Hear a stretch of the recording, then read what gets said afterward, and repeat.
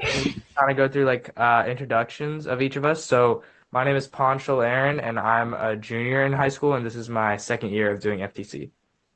My name is Pranav. This is my third year of doing FTC, and I'm a junior in high school as well. Um, I'm JJ Gardner, and this is my fourth year of doing FTC, and I'm a senior in high school. I'm Brighton Streeter. This is my third year of FTC, and I'm a junior. All right, cool. Nice to meet y'all. It's really cool that we're able to connect because you guys are all the way in a different time zone, which is really cool. We're from North Carolina on the East Coast. Y'all are from Wyoming, right? Yeah, Yeah. Yes. perfect. All right, so this is our first episode of kind of like our podcast.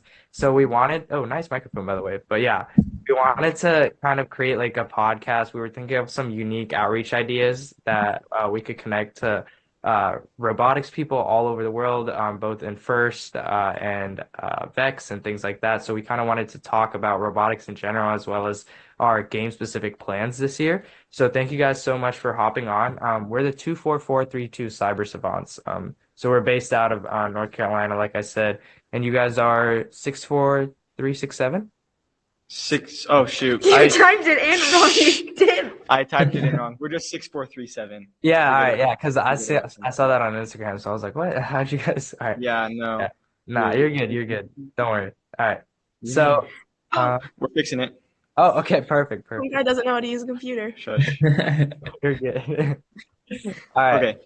So I think that we can kind of get started with our robot specific plans. So what are you guys thinking of like the different aspects for auto, for teleop, and like hanging and things like that, end game specific? Like what are you guys like planning? And then we'll kind of like discuss that and go to outreach side of things. That's all you, bud. Okay. So I'm mostly in charge of our robot this year, and she's taking charge of our outreach. As far as we should probably start with autonomous. In auto this year, I think the best strategy, well, I guess there'll be two strategies, and I think it'll be the same for everything. It's going to be cycle buckets and cycle samples to the submersible is what they're calling it. Um, and I think that the best way to do it is to have two autos, one that can cycle buckets and one that can sample to the cycle to the submersible.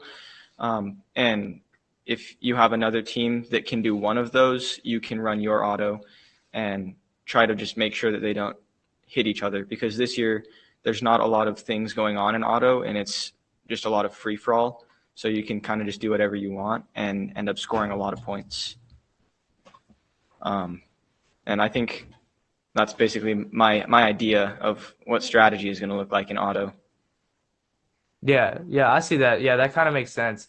One thing that I've noticed is that a lot of teams they're opting for the design where they have like a linear slide that's mounted to their robot that extends to like kind of reach to the middle of like to hang and kind of things like that to hang the Yeah. game pieces. So like one thing that I was thinking especially is that defense this year. I don't know how that's gonna work because I'm like scared for those teams because if they're just extending a huge linear slide out. What if like a robot like runs into them and breaks? So like what are you guys thinking as per like your design? Well, So far what we have for our design is we are kind of going with that linear slide idea, Yeah. but we have a linear slide on an arm. So our entire linear slide will go up. And then Okay. obviously this year we also have extension limits, so we won't be able to extend all the way back. Uh-huh.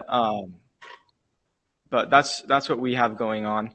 And for defense, I don't know exactly what that's going to look like. Basically, Wyoming doesn't do a lot of yeah, there's defense. We're mostly just grateful to have 4 or 5 teams running yeah, at true. once in our state. Yeah, because Wyoming really small. Yeah, Um, we have noticed a lot of intake. yeah. So one thing that we've noticed, at least in Wyoming, is there's a lot of active intake. Um, I this year especially, I can't see active intake being incredibly effective, mostly because your game element is going to be changing when you put clips on it. So you're going to have a different shape that you're going to be trying to intake, and there's also only one game element that you can carry at a time. So that kind of limits your active intake stuff. Yeah. But that still seems to be the direction that Wyoming is going. And I don't know if it's a good strategy or not. I guess we'll have to see. Actually, you brought up a good point because that's what's happening in North Carolina as well. There are a lot of people that have like taken like last year's design where we could take in 2 pixels really fast, easy, get in, get out, right? But Yes. here it's only like one sample as you mentioned. So as per what you guys are doing and us as well, we're also doing a slide system that can go down and up using linear linkages. So Yeah. it's essentially like a servo controlling the entire movements of going up and down, which again, it kind of gives you like the freedom of motion for you to do 2 different tasks with just one system, making your robot lighter, easier for hanging as well Yeah. on the road. As far as hanging, that's something that I haven't put a whole lot of thought into yet, because the way I'm looking at it is, it's early season, and I Yeah. don't think there's going to be a whole bunch of robots yet that can hang. And at the same time, if you can score two samples into the bucket in the same amount of time that you can take to hang, then you're scoring just as many points as you would be getting hanging. Exactly. So In Wyoming, we don't compete till February because yeah, we don't have qualifier rounds or any of that. We Yeah, just have our- state. So yeah. Our first official competition is our state competition because there's not enough teams that we need qualifiers. In fact, at state we actually have, there's like what 30. 36, I think last year was our top. Yeah, 36 teams last year. It'll probably be higher than that this year, but And a couple years ago, it snowed and we only had half our teams. We Yeah. were lucky to even do the competition. Okay. Yeah, So- so I know that what you guys are talking about how Wyoming doesn't have that many teams compared to other states, which kind of like brings me to the outreach aspect of things. So obviously, like one of our main goals as an FTC team is that we want to encourage other like young students like us, high school students, middle school students to join first. So like I kind of wanted to talk about like the outreach side of things because I'm kind of like the outreach guy on our team. So I wanted to know, like, how are you guys kind of like encouraging people? Because we definitely want to do that on our side here. So we can kind of like discuss that if you'd like. Yeah. So in Powell, we're really fortunate. We have a really good community because we have sent a team to Worlds the past 3 years, which has been really awesome. So our community really knows about robotics. But as an individual team, we've been getting into the elementary schools recently. We go once a month for an hour and we teach them about FLL and like how to use a motor and how to code it. And then at the elementary schools, they have FLL programs where the 4th and 5th graders get to work with those, and we'll go in and help them later in the year. And then a lot of going in the elementary schools and middle school and helping them, showing our bots. One of our teams here does Hour of Code a couple times at is it Hour in Code or Girls in Code? I think it's Hour of Code. I think it's Hour of Code. They do that at the middle school. And we try to reach out to a lot of our younger generation to try to get them excited and just show them our big bots and show what they can do when they get to high school. Because we have really long practices, so we're really open about you can do swimming, you can do basketball, and you can still be part of robotics and still be really, really, really helpful to it. So that's a big goal of ours is make sure everyone can do it no matter. They don't have to just do robotics. Yeah, that's really cool. Do y'all work out of your school? Yes. Kind of. Well, yeah.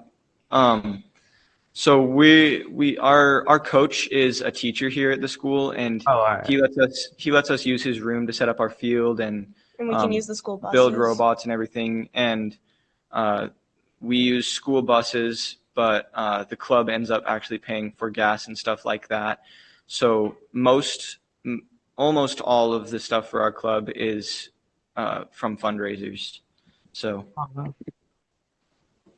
So I heard you guys mention like you guys were helping out people or students in elementary schools and stuff like that. It's all really, really great, and that's also something that happens in NC a lot. But with like a high amount of teams in NC, we also have some like communities that just build within teams. Like for example, we have a Discord server just for NC teams called NCFDC, and then we have like organizations just built for FTC teams in general. One of them is called The Forge. A lot of FTC teams go there and like collaborate, and that's like a FTC space. I was wondering if you guys had something like that in Wyoming where like teams themselves collaborate just to get certain tasks and done. Kind of. So in Powell, we're really fortunate. We have 5 teams on our home club, which is, So and we're all individual teams, but we get to collaborate kind of. It's not like an Yeah, yeah. area, and yeah, then just it's super distant, so we don't really talk to each other except at matches. But we when really rely on the scrimmages that we set up every year. Oh, okay. There's so before our state competition, there's a ton of scrimmages. I think almost every town that has a team puts together a scrimmage every year, Oh, wow. and everybody will drive down to that scrimmage and just run their robot. And what our coach tells us is to run your robot till it breaks, to see where it Yeah. breaks. And Yeah. it's at those competitions where we mostly interact with other teams. There's a lot of times where there are other teams that are like, hey, can I get some help with code, or like, can we borrow this part? And we also have a bunch of 3D printers, and sometimes we'll bring a 3D printer just in case something breaks and we need to print on the spot. And we always end up having teams using our 3D printers and all sorts of different stuff. And Yeah. like, we'll borrow wires and stuff from them. Even at state, we'll be like, hey, our servo cord connecting it just broke. Can we borrow yours? And they're like, yeah, of course, and just let us borrow it. So even Yeah. though we don't see each other a lot, we have a really good community here in Wyoming. Yeah, that sounds great. I know that you guys are saying that you guys have all these tools, you guys have these 3D printers, and you guys have to pay for gas for the buses, like you said. So how are you guys? I know you guys say that you have a tight-knit community in Powell. So like I'm guessing that you guys get most of your fundraising from the community. Like how do you guys do that? Yes. So throughout the year, we have a variety of different fundraisers. So one of the ways that we do have support from the school, I guess, is concessions. Okay. We get a lot of concessions shifts, so a lot of people end up running concessions and making money through that.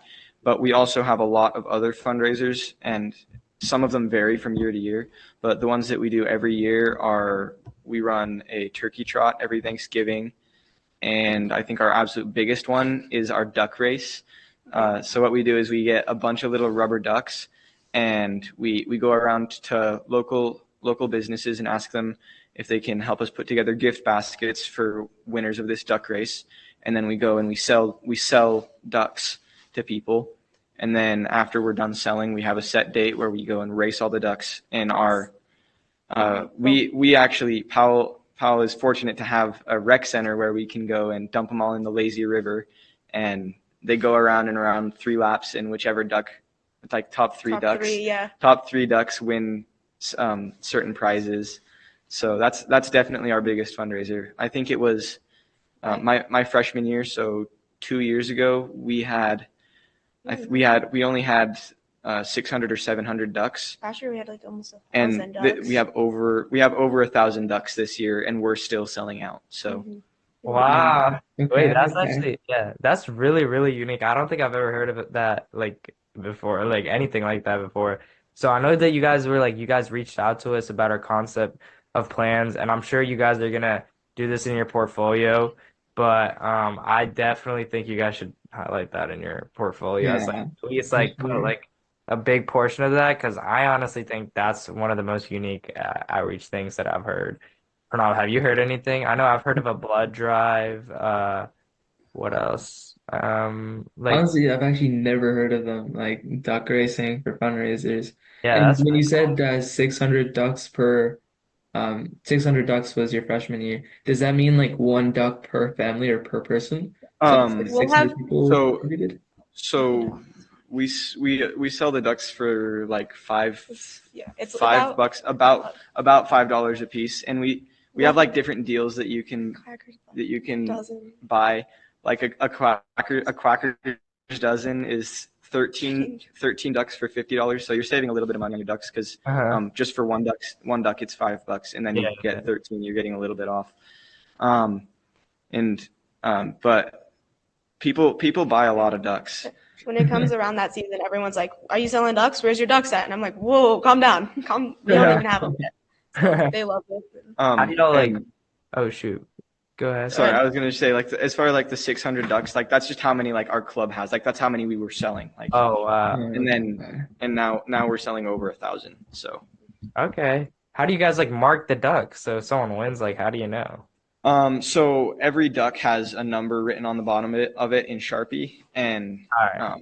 and Yeah. then they're all also like different rubber ducks. Like they all like have different designs and stuff. So like we make sure we write down the number of the duck and then a short description of the duck and make sure that the number matches the description just to like kind of double check that it's the right duck. Yeah. So And and then then when people buy ducks, you just write down their numbers. I see. and then for like duck costs, like I'm kind of wondering if you're buying 600 ducks, do you get like a discount for We that, like from collect the company? They've been accumulated over the for years. years. That's Oh, probably okay, okay. August running fundraiser since the club opened. Yeah, it was we don't even know whose idea it was, but somebody came up with it a long time ago, and we've ran with it, and it's huge now. So Yeah, that's Yeah, pretty dude, cool. that sounds really cool. All right. I kind of wanted to look into the future a bit. So not only FCC, I wanted to look into like why are you guys a part of robotics and what do you guys feel like you'll do in the future? Like, are you guys interested in any specific fields or anything like that? I definitely am interested in engineering. Hmm. Most specifically, aeronautical engineering is something that I really like, and Yeah. I feel like just being in robotics and getting that kind of engineering background and figuring out how to build stuff, how to program stuff, and just how to make things work and the process behind it is just something that'll really help in the long run, going to college and learning all this stuff and then eventually getting a career. Yeah, yeah. All right. What about you? So I joined my in like sixth grade for FLL because I had a friend in high school that did robotics, and she was like, "It's a lot of fun. You should join." And I was like, "Okay." And I joined her FTC team freshman year, and I just kind of fell in love with it. Hmm. And it doesn't really apply to what career I want, but because I want to go into psychology and neuroscience, but I just really love it and being able to reach out to community and just help the community and teach kids and make them better is really honestly the best part of robotics to me. Okay, yeah, I definitely agree. I'm more like I'm like I feel like I'm a people person, I guess to say. Like I really like interacting with like my team. Like that's like my favorite part. My favorite memories are like staying up late night, pulling all-nighters right before the competitions. So like those are my favorite memories, like making friends and building relationships. Pranav knows what I'm talking about. Yeah. All-nighters, but yeah, so I definitely when like as per like what I want to pursue in the future, I'm probably looking at like statistics or data science because like I'm super interested in like figuring out like correlation and causation and things like that. That interests me. But yeah, I feel like as for engineering, I feel like that would be too hard for me. So I think I'm probably gonna go with like the more technical side of things like math and stuff because I really like that. What about you, Pranav? Like you guys said that pretty well. Like FTC in general isn't just a robotics competition. It's like encompasses a lot more than that. You got a lot of outreach. You get to actually like talk to a lot of people. And as you said, you wanted to go into psychology. So like FTC is really good for just like meeting people and like understanding how different relations work. So in that sense, like FTC has like captured me. Like I really like it compared to a lot of different robotics competitions in that sense. But as for a future pathway, I think I'm also gonna have to go for robotics. I really do like designing coding and that aspect. And FTC in general has given me like a lot of push into going into like the bigger leagues of what it means to create your own design and your own stuff.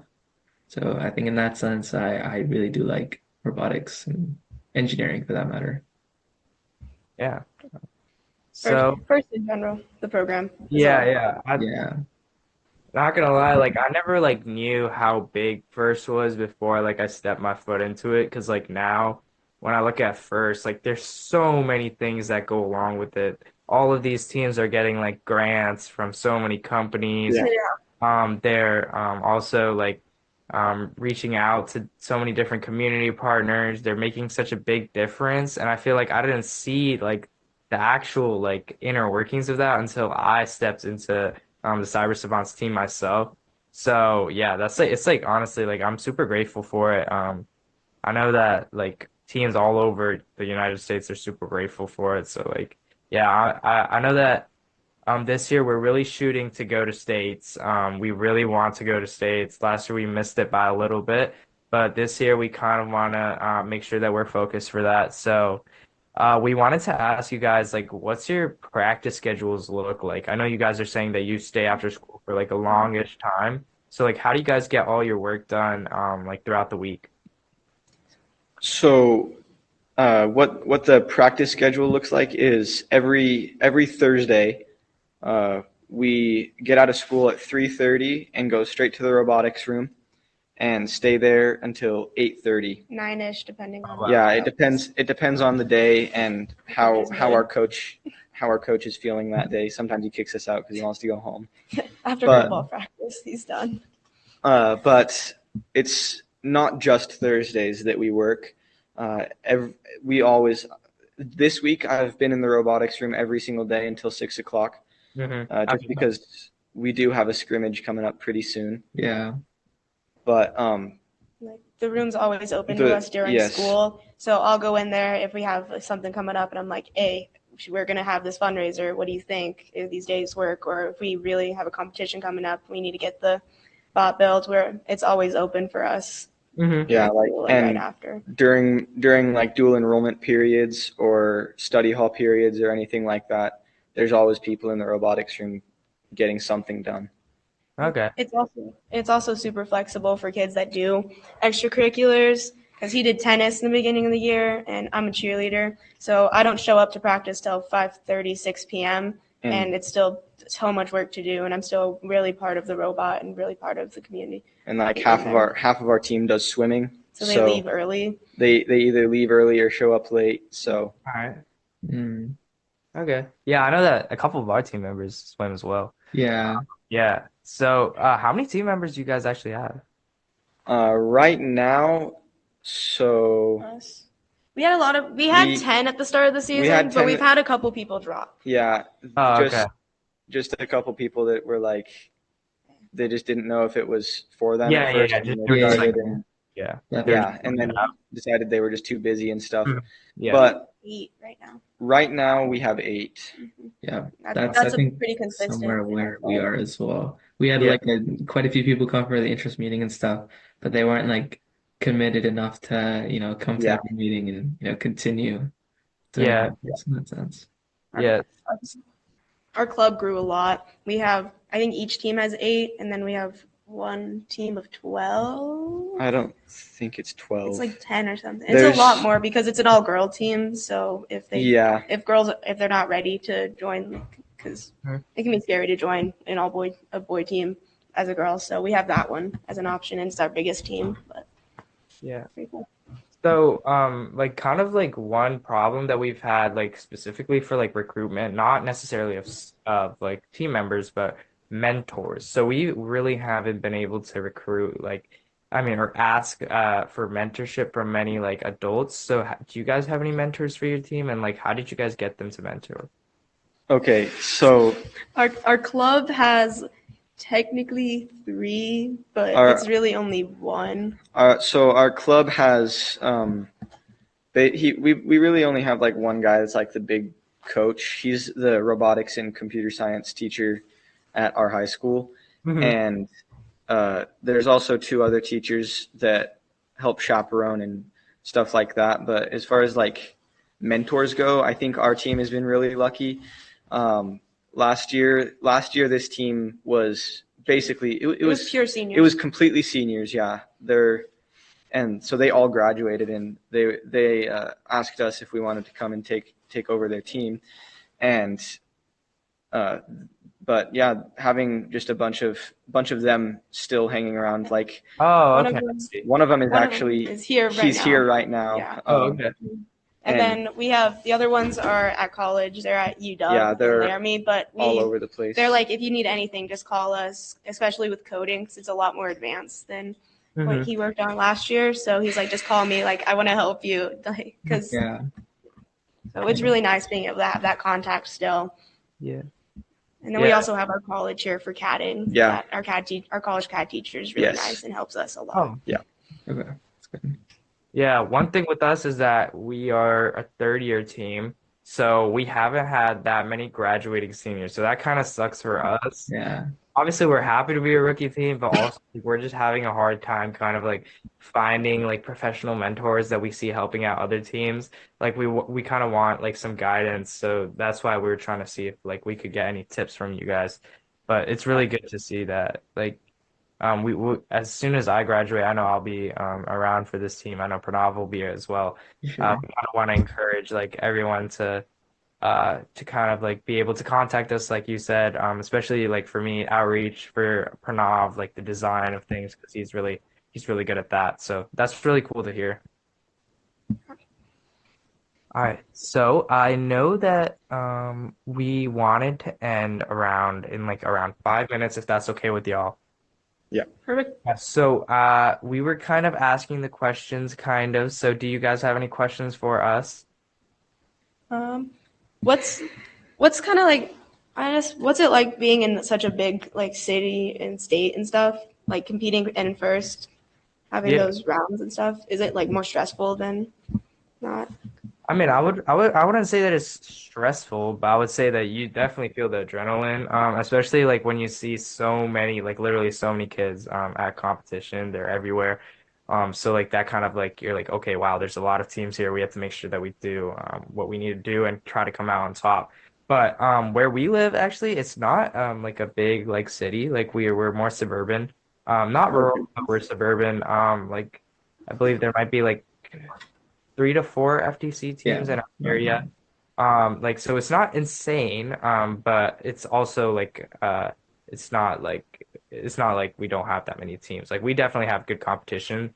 I know that Pranav, like what's an example of a place that I know Charlotte. Okay, yeah. So basically Charlotte, if you guys have heard of it, it's a big city in NC that has a lot of competition. So that I know that city, they have a lot of teams. Definitely they come to the States as well and they make their mark as well. So yeah, we're kind of happy to be in the location that we are today. We have to travel usually like 1 and 1.5 hours to just district competitions. So we have to do that for Um, the closest team to us is An hour, 2 hours away. oh, okay. So Wow. wait, how far do y'all have to travel for a state competition? For state competition, it's That's an overnight trip. Yeah. So we leave Oh, Friday okay. right after school at like 1:15, and we get there at like 7, Yeah, 8 p.m. it's and, about a 5-hour drive. and then we get home at like 2 a.m. the next day. Okay, well maybe I should have Wow. complained about that. But yeah, but like yeah, so I wouldn't say that it's like stressful. It's more like exciting to see that there's so many Yeah. many Like teams. as you said, there's a lot of teams here and it kind of gets like competitive, right? A lot of people want to do really, really well. But at the same time, we're still talking about first, right? It's a very inclusive environment where like everyone wants to help everyone in every scenario. So like as I said earlier, that there's that one Discord server for all of NC. So people are like constantly texting every single second. There's like some conversation that's going on. And people are like helping out left and right, like sharing ideas. Like in general, there's some upsides to having like a big community like this, but also it can get pretty competitive with a lot of teams and the pressure of not making it to the next rounds and stuff. Yeah, like you'll have like kids in like your own class, who like I have like in one class I have 2 kids in my class who are a part of 2 different teams. But like we'll still like talk about robotics. I'll mostly ask them like what they're doing for outreach, if we could work together, if they could hop on a podcast. So like yeah, so we're super happy to be able to speak to these many teams, but there aren't like it isn't stressful. We feel that they're on the different team, but in our same class because we have so many teams. We do get a little bit competitive. Yeah, Unfortunately, we Yeah. have a couple we have seniors a- that are really, really competitive because they made it to Worlds their freshman and sophomore year. Oh wow. in our robotics room, everybody's got their table, Mhm. and everybody wants a table, and usually they're not at the table they want. So I think every year we have a little scrimmage just with the Powell teams, and then based on where you rank in that little scrimmage, you get to pick your table. So it's always a fun experience to, especially just to compete locally with all of our Powell teams, and it's also super fun because everybody knows each other because we're such a small school that it's hard not to know everybody. So that's always a plus. How many people are like at your school? Our school is Each class has like 150. so About 500 students. about 500. A little under. Okay. I think we got 500 freshmen this year. Yeah. Damn. Yeah, not like this part of NC is growing like super, super fast. So like if Yeah. you 5 or 6 years ago, it wouldn't have been like this many people definitely, but like now like there's so many people coming into this area, so we're definitely gonna see a growth in FTC, because like I'm just expecting that just to come with like so many more people moving in. Yeah. In Powell, we've had a huge jump of FTC from my freshman to sophomore year. Because when I started, we still had our 5 teams, but each team had about 4 people on it. I was on the biggest team of 7, but we rarely had that many. And one of the teams was like strictly for like middle school kids, Mm-hmm. Yeah. and that team has grown into our all girls team, and now there's no middle schoolers here, which is another reason we're trying to get out into our middle school and help them out with FLL or anything we can. Yeah. All right. Dang, it's really good to hear from you guys. Thank you guys so much. I know that we have like 4-ish minutes left on the recording, so we want to definitely end off before that happens. But I just wanted to thank you guys definitely for kind of setting this up. I know that I got a little bit confused with the time zones, but that's okay. Thank you guys so much for reaching out. It was super fun. Anything that you guys have? I know that we'll definitely ask you guys if we have any questions, because we definitely want to learn from the outreach side of things, because you guys have been super successful based on that, and Pranav will definitely want to collaborate on like the robot itself. Yeah. So If you guys have any questions, feel free to DM us. Yeah, we'll definitely do that. All right. So do you guys have any questions for us left? No, I think that's it. Fine, that's it. Thank you guys. It was great meeting you guys. Yeah. Yeah. Good meeting you guys. All right. Thank you guys.